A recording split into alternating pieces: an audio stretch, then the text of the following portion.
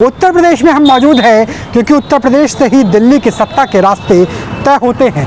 उत्तर प्रदेश की परिवहन की बस से हम निकले हैं और एक ऐसे ज़िले में पहुंचे हैं, एक ऐसे संसदीय क्षेत्र में पहुंचे हैं जहां बीजेपी 1996 से कभी जीती नहीं और समाजवादी पार्टी 1996 के बाद से कभी हारी नहीं। जी हाँ, चौहान राजवंश ने जिस जगह की नींव रखी, जहाँ पर अंग्रेज़ों, मुग़लों, मराठों से लेकर के नवाबों का शासन रहा, उस मैनपुरी में हम मौजूद हैं। मैनपुरी जिसे समाजवादी पार्टी का गढ़ बताया जाता है। यहाँ पे त्रिशंकु मुकाबला है, लेकिन डिम्पल यादव की जो सीधी टक्कर है वो ठाकुर जयवीर सिंह के साथ नज़र आ रही है। हालांकि बसपा के उम्मीदवार भी अपने मैदान को पुख्ता बता रहे हैं। यादव बहुल इलाका है, लेकिन शाक्य से लेकर के ठाकुर से लेकर दलित से लेकर के अलग अलग जातियां अपने अपने विधानसभा क्षेत्रों में खासी ताकत रखते हैं। चलिए शुरू करते हैं 24 का अखाड़ा मैनपुरी यानी सपा के गढ़ और उसमें कमल की टक्कर से। आपको क्या लगता है कितना कुछ बदला है? बहुत कुछ बदला है पहले से। क्या चीज़ें चेंज लग रही है? हर चीज़ चेंज लग रही है। पहले से गुंडागर्दी और कानून और हर चीज़ सुविधा चल रही, महिलाओं के लिए, बच्चों के लिए। मतलब सुरक्षित समझने का। हाँ, सुरक्षित है ये। अब बच्चे स्कूल जाते हो, चिंता की कोई बात नहीं, चिंता कुछ नहीं है। महंगाई वगैरह है क्या? महंगाई तो है। चीज़ महंगाई ना ले बात भैया, बच्चों को पढ़ाई ना बात। महंगाई बहुत ज्यादा है। हाँ, महंगाई बहुत ज़्यादा है। हम तो किसान आदमी हैं भैया, हमारे तो कोई फसल है सुमद्दी भी कहते हैं। अब क्या करें? क्या लगता है कि योगी, मोदी या अखिलेश और राहुल गांधी? हमें तो मोदी चाहिए भैया। महंगाई के बावजूद मोदी। भैया जो का चोर। आप कह रहे हैं कि महंगाई बहुत ज्यादा है, फिर मोदी क्यों? मोदी तो है, महंगाई चाहिए हमें तो भैया, मोदी चाहिए। हम लोग तो मोदी दे रही है खाइबे को और कहा फ्री का राशन मिल रहा है, उससे फर्क पड़ रहा है? कछुना फर्क पड़ रहा है। खुशी है, राशन मिल रहा है, खाते में पैसा आ रहे हैं, सुरक्षित है और कहा सब। सुरक्षा का भाव ज्यादा हुआ है क्या महिलाओं के लिहाज से, लड़कियों के लिहाज से? जी हाँ, पहले कैसी स्थिति थी, अब कैसी है? पहले से अब बहुत अच्छी है। अब सही है, पहले धान लूट खून हो जाती, अब तो इतनी नहीं होती। कहूँ चले जाओ रात बिरात सब खून हो जाते, मारा काटी हुई जाते। भाई क्या स्थिति लगती है यहाँ पर युवाओं के लिहाज से? महंगाई, बेरोजगारी, शिक्षा, कानून व्यवस्था कैसे चल रहा है? कानून व्यवस्था तो ठीक चल रही है, पहले से आराम है। पहले गुंडागर्दी ज़्यादा थी, लेकिन अब ज़्यादा नहीं। तो एज ए यूथ क्या सोच के कास्ट करेंगे? आपके पास क्या इश्यूज होंगे, मुद्दे होंगे? भाई वैसे तो कोई इश्यू नहीं है, बस ये है थोड़ा तैयारी करके, जैसे बेरोज़गार घूम रहे हैं तो जॉब मिलेगी तो ज़्यादा और अच्छा रहेगा। आने वाली सरकार के लिए बस यही राय है मेरे लिए। रोजगार नहीं मिल 2017 का बैच के बीट से किए हुआ हूँ, अभी तक कोई भर्ती नहीं आई। टेट सीटेट सब क्लियर है, लगभग 4-5 साल हो गया। भाई एजुकेशन के लिहाज से कुछ चेंज हुआ है? एजुकेशन के लिहाज से कोई ज़्यादा चेंजेस नहीं है, काफ़ी प्रॉब्लम है।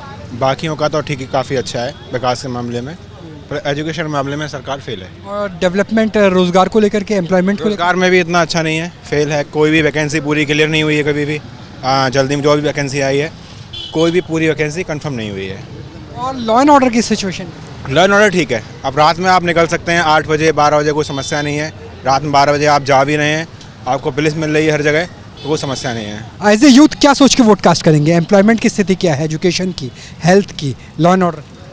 हर चीज़ की स्थिति बेकार है, कोई चीज़ की स्थिति अच्छी नहीं है। तो क्या लगता है इस बार परिवर्तन होगा या मोदी सरकार, योगी, अखिलेश यादव, राहुल? परिवर्तन तो होना चाहिए, अब क्या कह सकते हैं हम, परिवर्तन होना चाहिए। कैसी स्थिति है? कुछ डेवलपमेंट वगैरह हुआ, कुछ बदला मैनपुरी?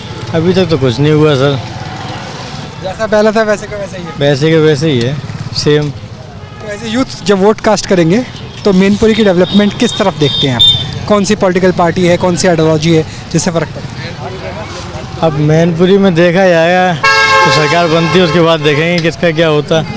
अभी तो सरकारें बनती हैं, सबका सब ये गढ़ रहा, अखिलेश यादव, मुलायम सिंह यादव। हाँ, गढ़ तो है, लेकिन जो है अब सरकार आएगी उसके बाद देखते हैं क्या होता है। गढ़ जो है किसी का नहीं है, कोई भी जो भी अच्छा काम करेगा पब्लिक उसको देगी वोट। किस गढ़ है, आज तक कभी मिलने नहीं आए, ना कभी दिखते हैं, गढ़ है खाली।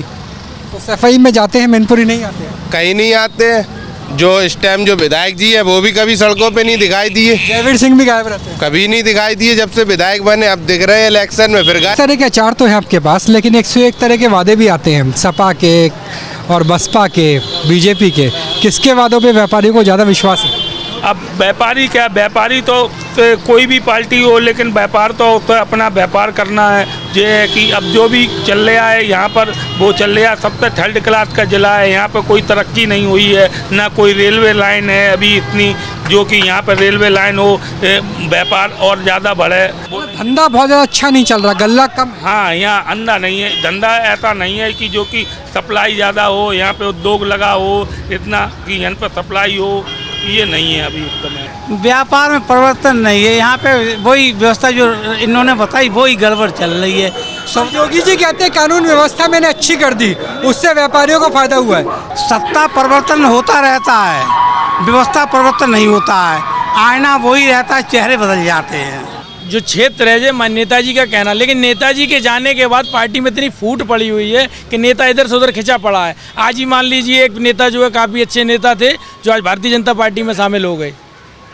और रही बात ये है कि टक्कर की लड़ाई यहाँ पे दोनों टक्कर की कभी हुआ करता था कि यहाँ से जो है किसी को भी खड़ा कर दो तो वो जीत जाएगा। व्यापारियों का फायदा किसमें? नहीं, लॉ एंड ऑर्डर के हिसाब से देखा जाए तो व्यापारियों को फायदा बहुत है। कानून व्यवस्था बेहतर है, ये तो पूरा उत्तर प्रदेश जानता है कानून व्यवस्था के बारे में। रात को 11 बजे 12 बजे आप कहीं भी कितना भी पैसा लेके चले जाओ, या आप जो दुकानदारी कर रहे हो वो लेके चले जाओ, कोई टेंशन वाली बात नहीं है।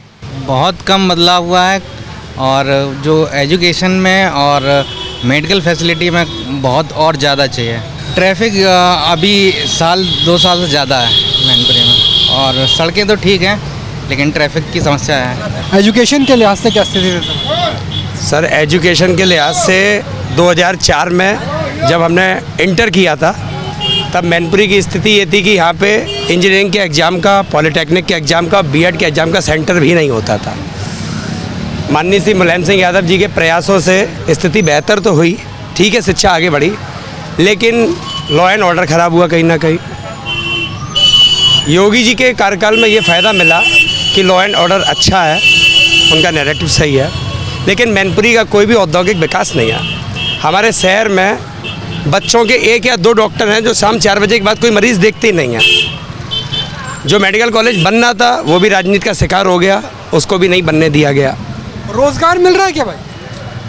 रोज़गार तो ऐसे ही रखें आप, बस बेहतर है कि रोज़गार के बारे में ना पूछें। रोज़गार क्या है आजकल के बारे में पूछिए, बता दो हालात कैसे हैं? हालात कैसे बद से बदतर हो रहे हैं, धीमे धीमे आर्थिक व्यवस्थाएं खराब हो रही हैं, लोग अपनी परेशानी नहीं दिखा पा रहे हैं, लोगों को परेशानियां, काम करने में भी दिक्कत है। सर सपा की बात करें तो थोड़ा बहुत बेहतर था, अब जो है और बेहतर है। शिक्षा व्यवस्था कुछ ज़्यादा खराब है बस। शिक्षा व्यवस्था खराब। आप व्यापारी हैं, व्यापार की स्थिति कैसी? नहीं, ठीक है, व्यापार अच्छा चल रहा है। कोई जीएसटी, नोटबंदी ऐसी समस्याएं थी वो अब दूर हो गई। नहीं, तो अगर आप चोरी करेंगे तो पकड़े जाएंगे, और चोरी नहीं करेंगे तो स्वतंत्र रहेंगे आप। राष्ट्र हित के लिए अगर नोटबंदी करनी पड़ रही है तो इसमें बुराई क्या है? आप 2-4 नोट बंद होने से परेशान हो रहे हैं, उनके घर का आकलन कैसे करेंगे जिनके बाप, बच्चे और उनके भी बच्चे फौज में शहीद हो गए? अगर वो अपनी परेशानी से ऐसे ही हाथ पीछे खींचेंगे तो फिर मट्टी भेंट हो जाएगी पूरे देश की। बैंक भी तो अपने मतलब मेंटेनेंस चार्ज काटती है कि नहीं काटती है? अगर उन्होंने जीएसटी ला कर खड़ा कर दिया है तो 5% तो जमा करना ही पड़ेगा। आप 20% का धंधा करोगे, 5% भी नहीं जमा करोगे, वो तो हमारे देश के हित में जा रहा है। तो व्यापारियों के लिहाज से चीज़ें बेहतर हुई? नहीं, जीएसटी हमें अच्छा लगा, हमें कोई दिक्कत नहीं, हमारा जीएसटी पे ही व्यापार है पूरा। किसानों के कैसे हालात है? कुछ विकास वगैरह हो रहा है? हालात बहुत ही खराब है, बहुत ही खराब है। किसान की समस्या है इस समय पर सबसे ज़्यादा, बिजली की समस्या है, महंगाई में कीटनाशक है, खाद की समस्या है, मतलब सभी समस्या है, महंगाई है। पशुपालन की स्थिति कैसी है? बहुत महंगा बाजार चल रहा, जो 50 का माल था वो 70 मिल रहा, और महंगाई इतनी है कोई नहीं खरीद पा रहा। और दिल्ली बम्बई में तो बहुत महंगा दूध बिक रहा है, और यहाँ तो बिल्कुल सस्ता है, बिल्कुल डेयरी वाले बिल्कुल सस्ता है, 30 रुपया 32 रुपया फैट आ रही है, बिल्कुल डेयरियाँ खत्म है। किस पार्टी से उम्मीद है? अब चुनाव आने वाले, मतदाता भी आप ही लोग हैं। गठबंधन गठबंधन से उम्मीद है? गठबंधन लगता है परिवर्तन आएगा? आएगा क्यों नहीं, आएगा जरूर आएगा। किसको देखना चाहते हैं प्रधानमंत्री? आएगा पर बताना। अखिलेश यादव तो प्रधानमंत्री बन ही नहीं रहे और बनेंगे लगता है। गठबंधन जिसे चेहरा बनाएगा हमें अपने पार्टी हमें राहुल गांधी से कुछ उम्मीद है? राहुल गांधी से क्या, अब तो अखिलेश जी आएंगे, बस उन्हीं से ही उम्मीद है। कुछ काम वाम हुआ, विकास हुआ 5-10 साल में? कुछ विकास ना भाई। बताओ कि भाई मोदी अगर हम फ्री में राशन दे रहे, फ्री में बाजरा मिल रहा हो तो गर्मी में गाँव आदमी गिर रहे। बाजरा के टाइम पे दिया जाए, वो नहीं दिया जा रहा। भाई बाजरा मिल रहा, बाजरा के टाइम सर्दियों में बाजरा मिलता, गर्मियों में बाजरा मिल रहा, उसका क्या होगा? उसका गेहूं चावल नहीं मिल रहा। गेहूं चावल कट गए, बाजरा आ गया। हमारा अनाज 20 रुपए किलो जा रहा है, लागत दुगनी हो गई है, तो कहाँ से हमें फायदा मिलेगा? मोदी जी करें, हमने क्या नाम आमदनी दोगुनी कर दी है, लागत दोगुनी हो गई है। अच्छा, कानून व्यवस्था वगैरह से कुछ फायदा हुआ है या ऐसी की ऐसी है? फायदा साहब कुछ नहीं हुआ है, फायदा नहीं हुआ है, घाटा और हो गया है। नौकरी वोकरी मिल रही है? नौकरी है ही नहीं, नौकरी है ही नहीं सरकार में। सर पर लीक होने लगातार नहीं बताइए, कभी इस सरकार ने रोजगार के लिए कुछ कहा है? नहीं कहा ना। 10 साल में कभी तक रोजगार दिया? कभी नहीं दिया ना। जो भी पेपर हो रहा है वो लीक हो रहा है। सिर्फ राशन से काम नहीं चलेगा इस बार मुद्दा है रोजगार, महंगाई, परिवर्तन होगा इस बार।